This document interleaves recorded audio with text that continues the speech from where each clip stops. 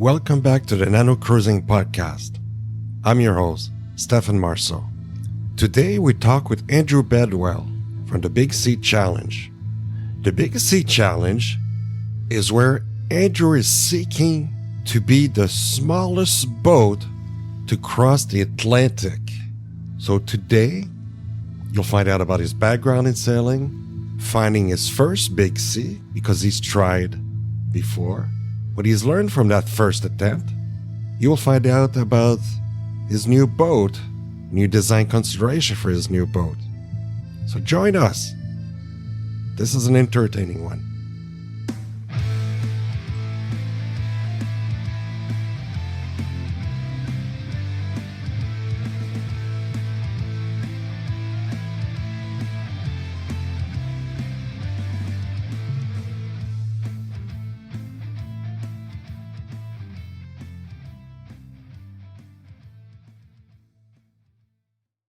So welcome, Andrew, to the Nano Cruising Podcast. I've been looking forward to speaking with you. I know you've been I won't say rebuilding, but you've got a new design. Your challenge was to cross the Atlantic. We'll talk about that too.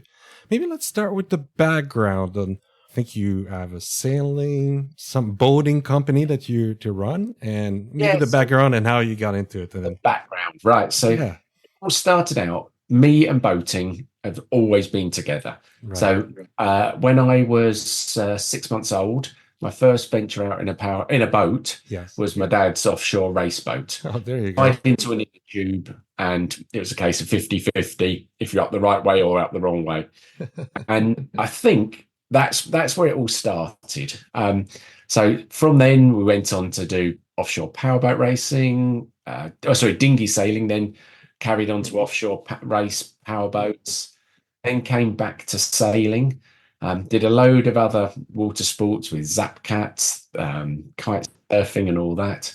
And I've just over about the last 10 years, just had more of a passion of going into smaller and smaller vessels and pushing the boundaries of them. As we just mentioned earlier, they're capable. So I've taken boats up into places where people said, well, up into the Arctic, where they said, you shouldn't be able to do this.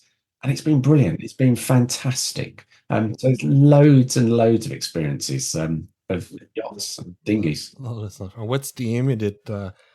I know I've done the same. I read Father's Day, and so on. And you're thinking, oh, can I do this? Maybe not. It's pretty wild. So it's like, you read this, it's doable, but it's something else. What got you into think of this kind of challenge? I guess you've met Tom McAnally, I guess. Well, he passed away, unfortunately, before I set up and decided I was going to do this. Oh, I thought you talked to him. I wasn't sure. Mm-hmm. Well, no, I'd spoken to his family and everything about it. Mm-hmm. So the whole thing, it's been in the background of my mind with my transats and things, which obviously, as you'll know, only are 21 footers.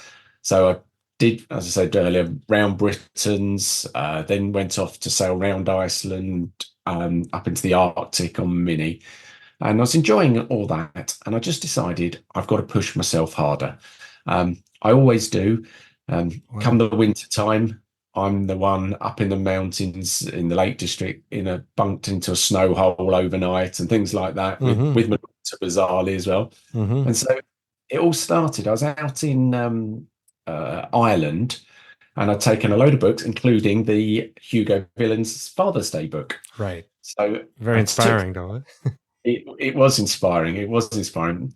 So I was out in Ireland, sitting. I don't go and stay in hotels or things. So I'm in back side of this I'm in my van, camping on the beach, reading the book in the middle of winter in Ireland, which not particularly pleasant, but anyway.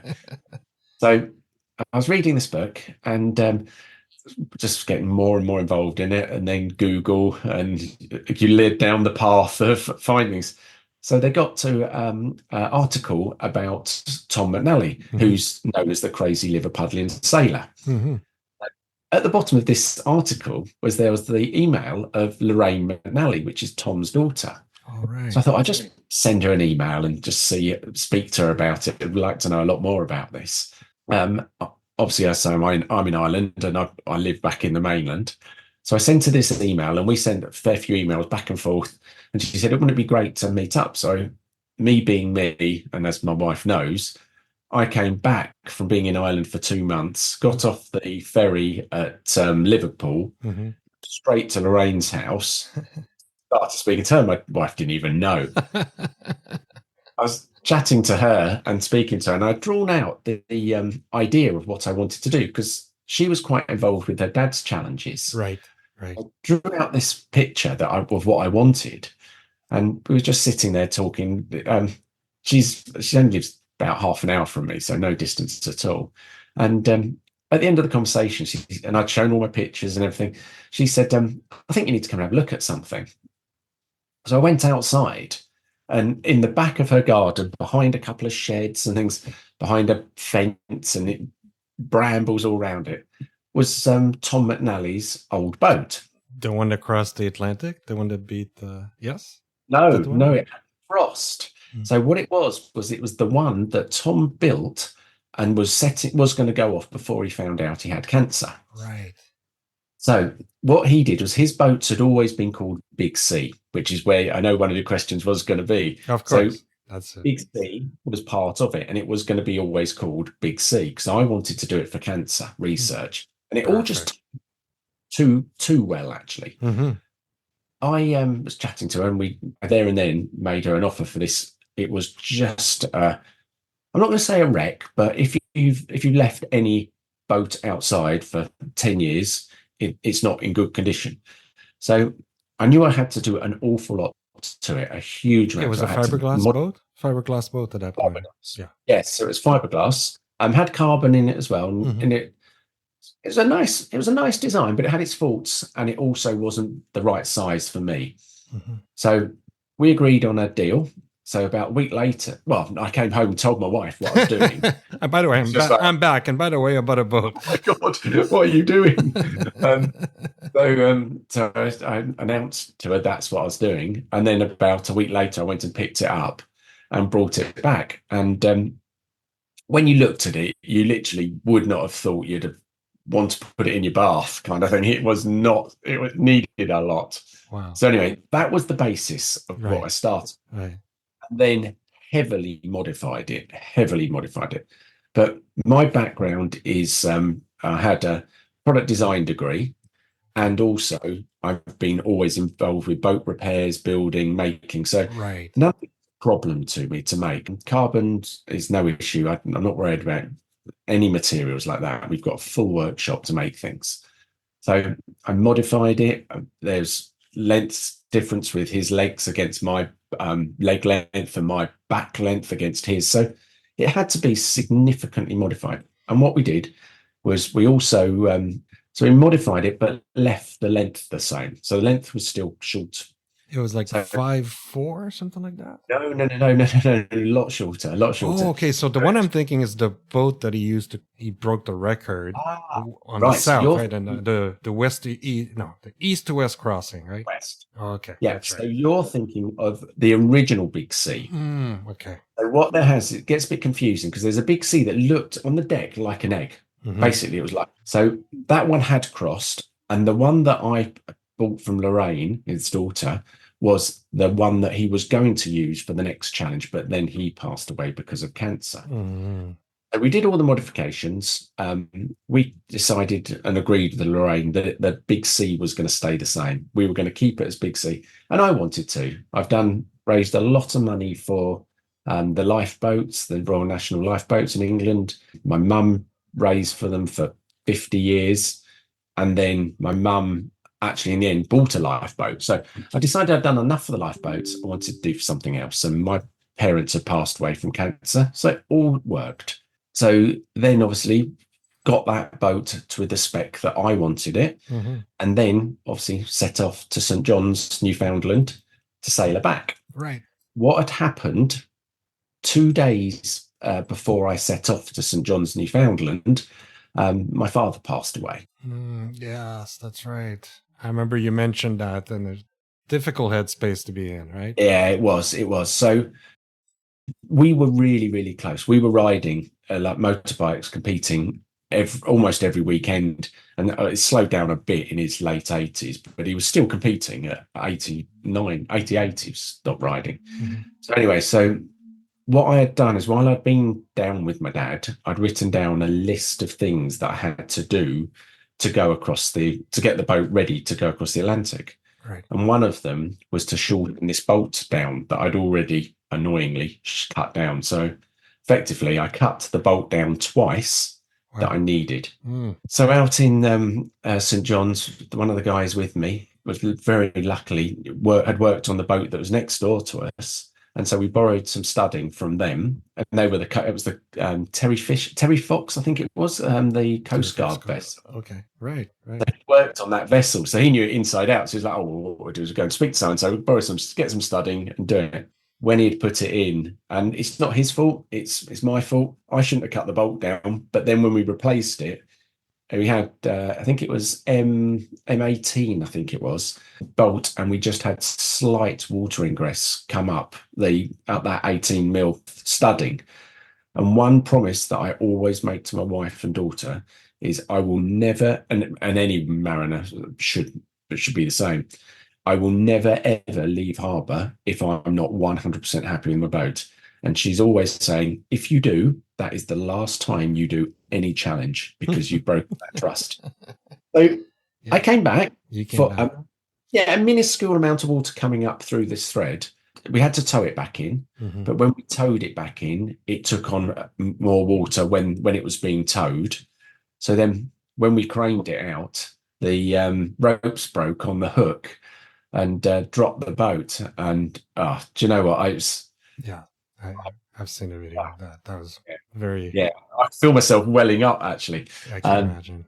It's probably 6 years of a dream just smashed. Yeah.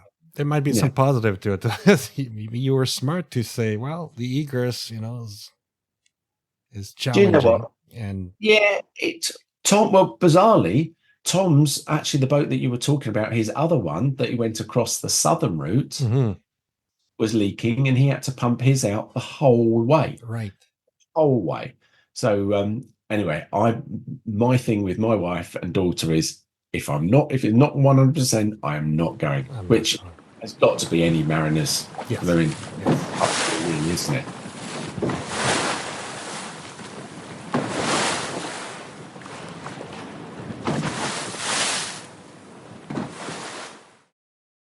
So then from that on, you decided to design a new boat that would.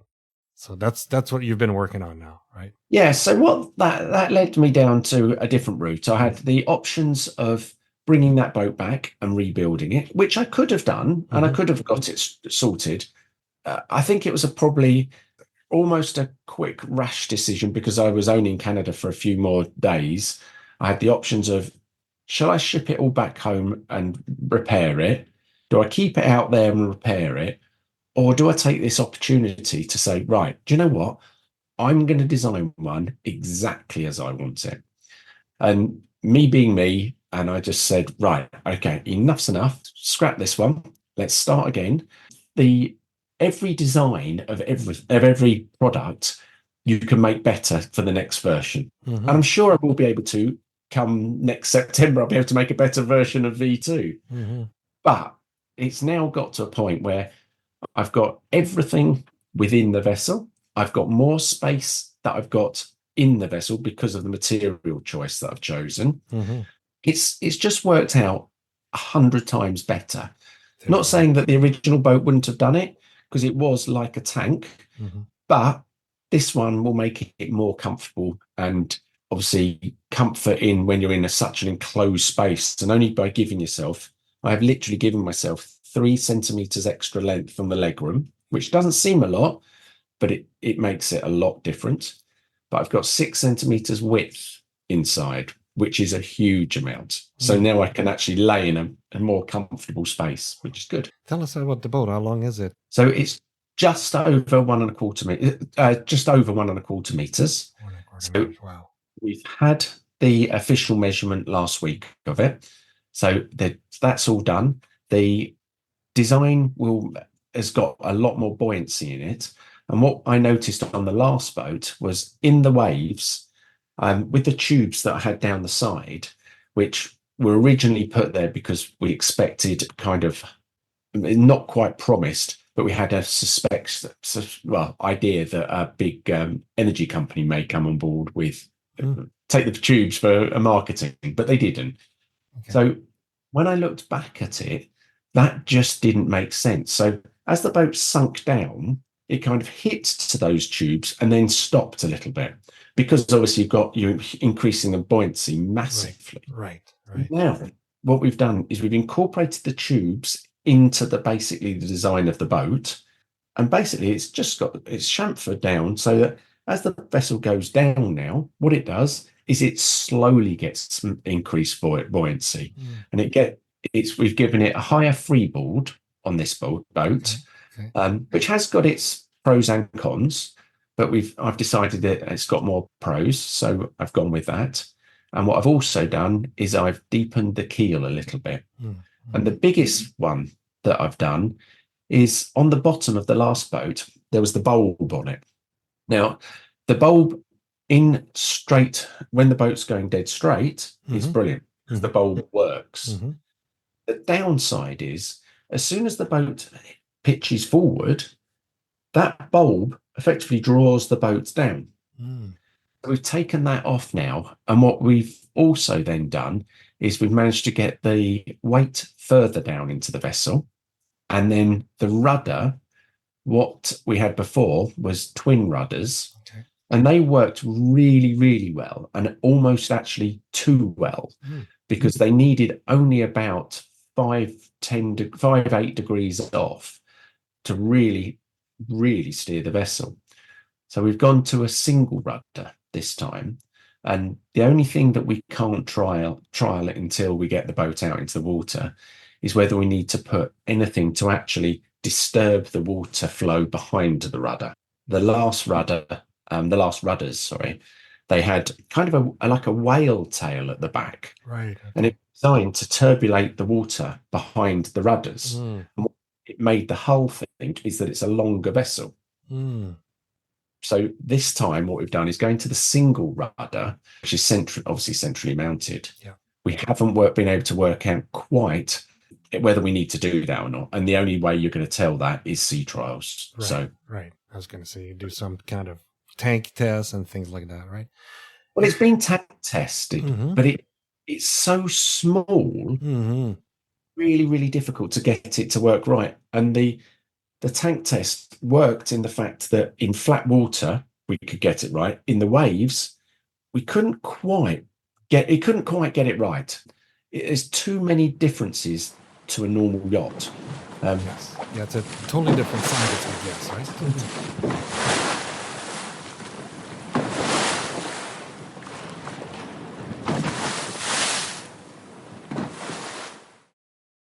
And I mean, I want to talk about the physical aspect to it too. I understand, could be wrong, but I understand you're a pretty tall man compared to these guys that have done that, right? So that's kind 6 foot. Yeah. Yeah, exactly. And I think Hugo was, 5'3", 5'4", if I remember. Yeah.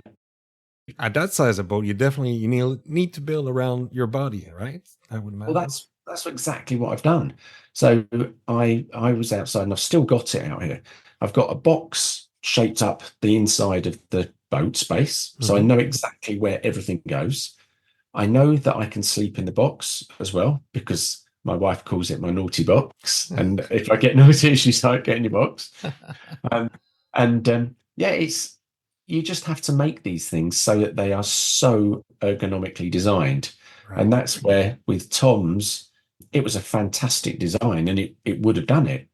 But do you know what? For my body frame, I could have made it just a bit better, and that's where we are. That's what you've done, and it's aluminum. So I understand. Yes. Yeah. So what we've got is the last vessel. Had a 20mm foam core. Okay. Then glass on the inside and carbon on the outside, and it was so strong. It was very, very strong. Okay. It did survive a big drop on the crane, obviously, but not many yachts would drop off a crane and be all right.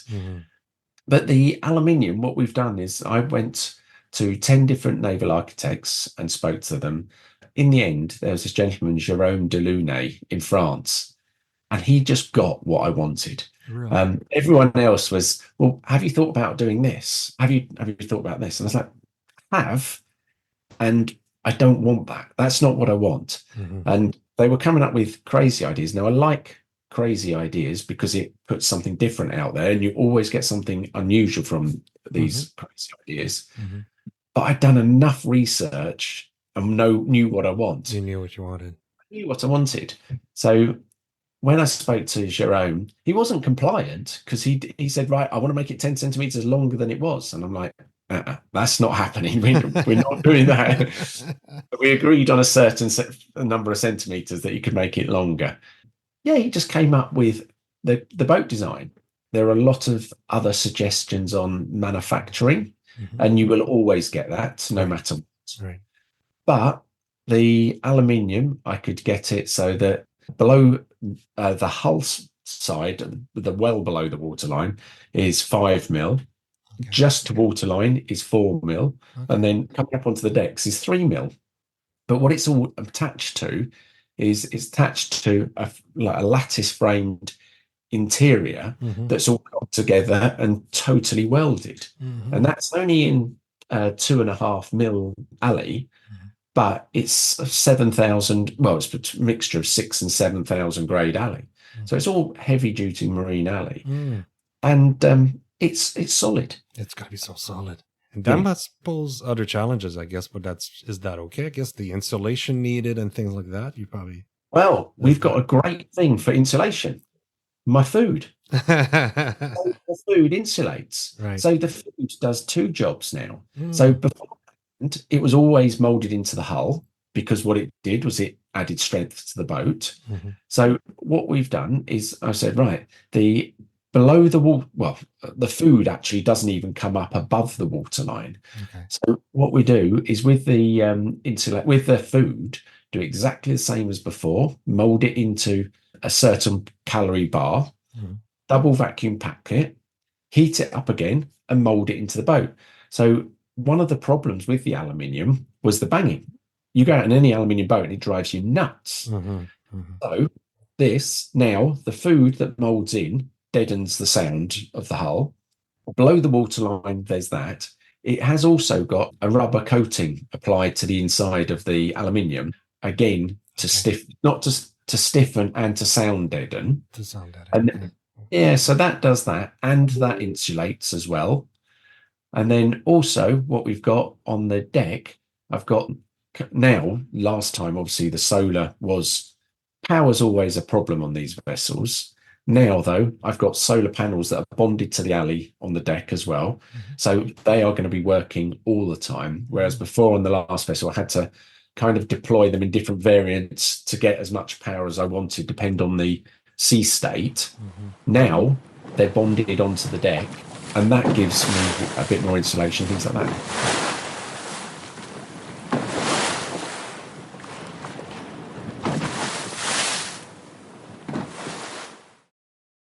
Do you have a rough timeline? I've got a very, very definite timeline.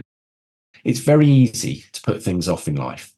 One of my thing when I go and do any of the talks and things, it's basically about don't put off what you can do today till tomorrow. Get it done today, and then tomorrow you can do something else. Something else may pop up. Right. So next May, I will be leaving St. John's with this boat all sorted. Wow. Done. Wow. And what about physically training and mental, obviously, too, of being alone on that? How do you prepare for that?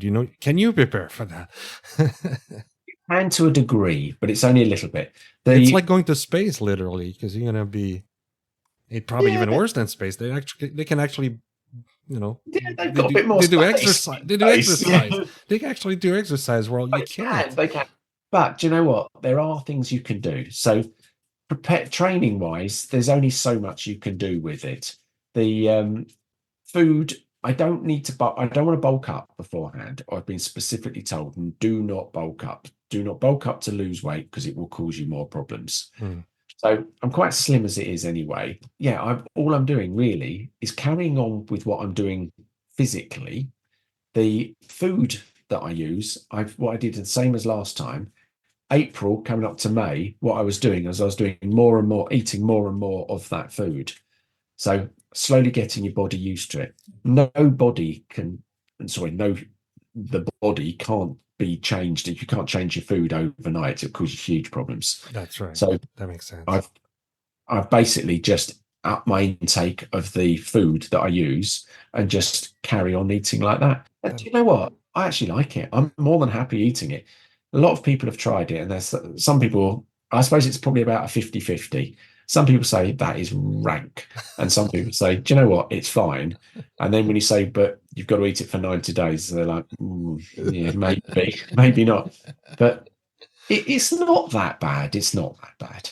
It's not that bad. That's amazing. And the mental side of things, one thing that I'm quite lucky in the fact is that I can normally just completely like shut myself down and not really worry about things at all. What will be on this. I can only do, if I leave St. John's and I say, right, I have got to today do 30 miles.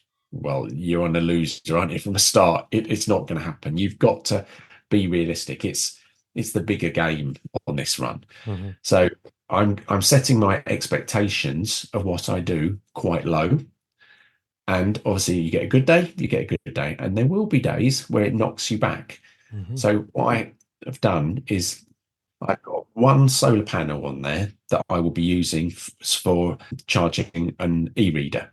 So Right. I've got an e-reader on there. I haven't got room for videos, or I haven't got the power for videos. Mm-hmm. What I've done over the last few years, I've just read more and more, and I actually quite enjoy it now. Quite sitting there reading away. There's an e-reader company that have come on board and given me this amazing little device that holds hundreds of thousands of books. Doesn't use hardly any power. So we've got loads going on with things like that. But also, I've got to do my updates. So I have to keep a log. I have to do the log exactly the same as any sailor does, and actually more so for the Guinness World Record. Right. They want a lot of logs at different times through the journey. They've agreed a lesser amount than some other sailors just because of the challenge. Mm-hmm. Initially, it started off, they needed an update every hour. Oh, and you're God. like, My God. That's ridiculous. Possible. That's ridiculous. Come on. Well, do you know what? They have to be careful. I understand where they come from. But between us now, we've had many a conversation, and we've all agreed going forward the kind of the rules for this challenge. Mm-hmm. So there's no outriggers. We're not having any outriggers. We're not having a bowsprit. It is boat length, which is the boat length. You can't go sideways, whatever. That is the boat length. And the rudder is a percentage of the boat length. That's it. That's all you can do. So and twin sails and downwind, pretty much. That's it. Yeah. Basically. Yes. Yeah. Well, you can do anything. You're free to do with that. Mm-hmm. It's whether or not you fancy trying any other rig. I've tried a few rigs on different passages and challenges, and I found that this one works the best for this. It's more versatile than it looks. So you're saying, so you can keep a log every day, and you probably have some kind of in reach satellite communication to know where you are, and are you going to log those things every day? What we've got two ways. So it's the satellite system that we're using that transmits all the time anyway. Okay. What I can do is it'll be transmitting my position all the time. Mm-hmm. But what it does is the software company links it with the AIS as well.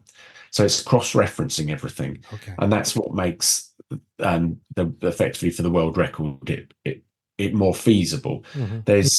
There's been questions in the past of has someone had backup and things like that. There's no way I'm having him back up, because for me, that's not a record if I've got a backup. I could not, for a start, I wouldn't want to put anyone else in a situation of saying, do you know what, can you just follow me for 3 months across the Atlantic? Right. There's going to be 5 storms on average in that time frame. Mm-hmm. I can't put anyone else's life at risk in those 5 storms. Right. And even if you're in something really kind of large, you're better off in a buoy, which is effectively what Big Sea is when it's locked. Yeah. Yeah, it's a buoy. It just gets on with it. it's pretty sturdy. It's a pretty sturdy boat. So that's the way we've designed it.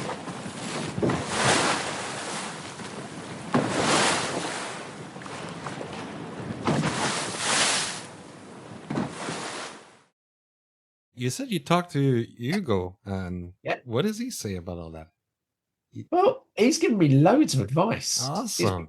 That's It's awesome. been brilliant. So Tom and Hugo had a great relationship too. They were very yes, helping with yes, each other. So I'm they not did. surprised it's the same. So No, well, he's a very nice guy, but he came up and told me about the sonic booms from these planes flying over to Iceland, and a load of other bits and pieces, which was lovely. It was nice. And then he sent me the copy of his own copy of April's Fools, yes. which I don't, have you got that book? No, I can't find it. It's I was going to say that is it's impossible to find. rarer than Rocking Horse. It is. So I've got a copy of that signed by Hugo. Wow. In there. So yeah, it's Wow. amazing.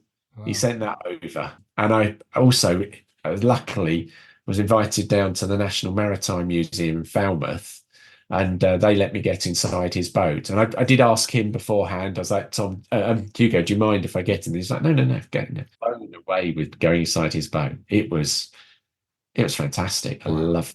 Wow. Yeah. Wow.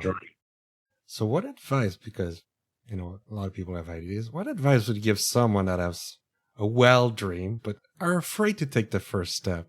What I always just say is just put yourself slowly more and more out of your comfort zone. Right. So I was at the boat show last week, and I spoke to this gentleman, and he said, my dream is to go across the channel he was in Newhaven to, I said somewhere like, I can't remember what I said. Anyway, Cherbourg. So I said, why don't you that's your dream that you want to do. So you can't do it all in one go. You're not at the level to do it. So I said, right, first thing you've got to do is with your boat, what have you done with your boat? So I found out what he'd done. And he'd been out with lots of sails with other people, but he didn't have the confidence to do anything on his own.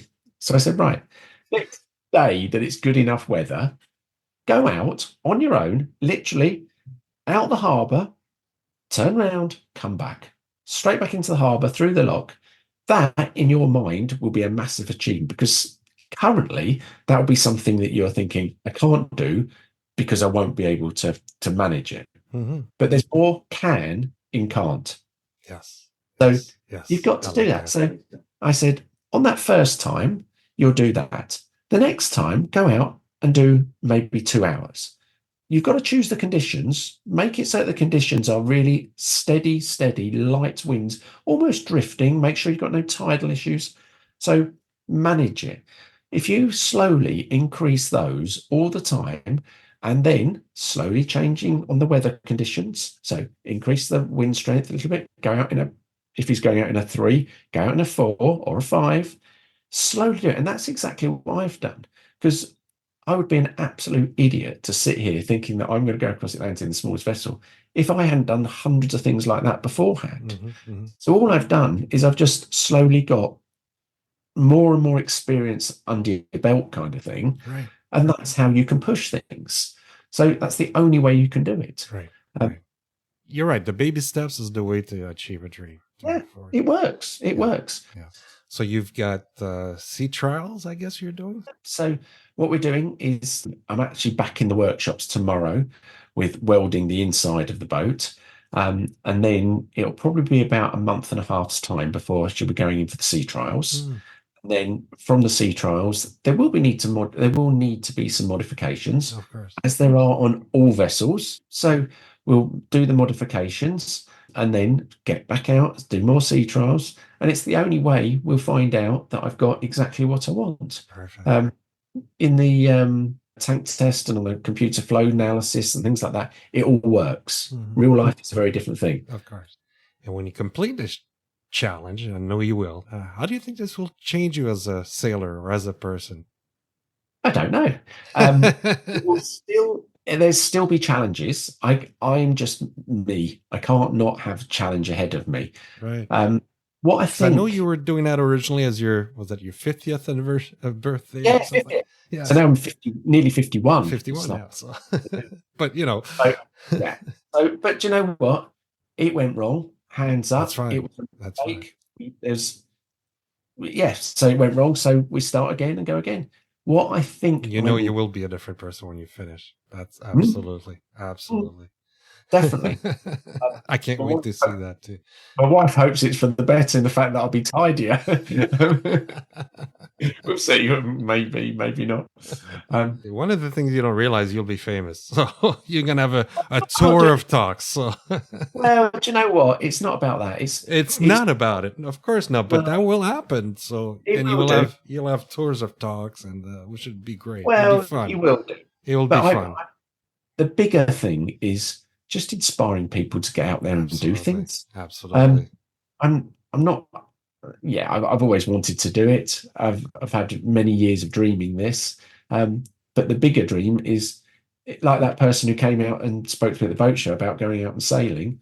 He's I've messaged him and he's messaged me, and it's just like, yeah, right, I'm going to do this. I'm going to do this. I'm waiting for the conditions. It's just perfect. Inspiring I like others. it. Inspiring others. I like teaching people and getting people to make more of their lives, because it's very, very easy. And probably, I'm going to take a figure out the air here, if I said probably 90% of people dream things and never do them, if I can get that down to 89, I'm happy. Thank you so much, Andrew, for meeting. It's great meeting you. And brilliant. And you. I'm on your team. Believe me, I'm a total supporter. Let's get this little trip done and get sorted, and then I can come up with the next one. What a daring man. I can't wait to see him next year. So, I get a lot of questions about how to start a dinghy group. Because it's fun sailing alone, but it's also fun to join a group. So, my next guest created the group Can-Am Dinghy Cruising Association, which is around the Great Lakes. His name is Kelly Trafford. He offers a lot of tips on how to start a group, what things you can do to get people together, some details about this group's events and upcoming events in the future in it. So please come back and listen to that episode. In the meantime, first, thank you all for listening. I produce this content for you, so I really enjoy producing it, but I also enjoy hearing all the feedback from you. And as usual, if you don't want to miss an episode, make sure you subscribe on wherever you listen to this podcast. It's available on all platforms: Apple, Spotify, YouTube, and more. Also, you can join our mailing list to make sure you get notified of upcoming episodes. You can also join our group, where you can pose some questions to the guests specifically. And last but not least, as usual, seize your own adventure.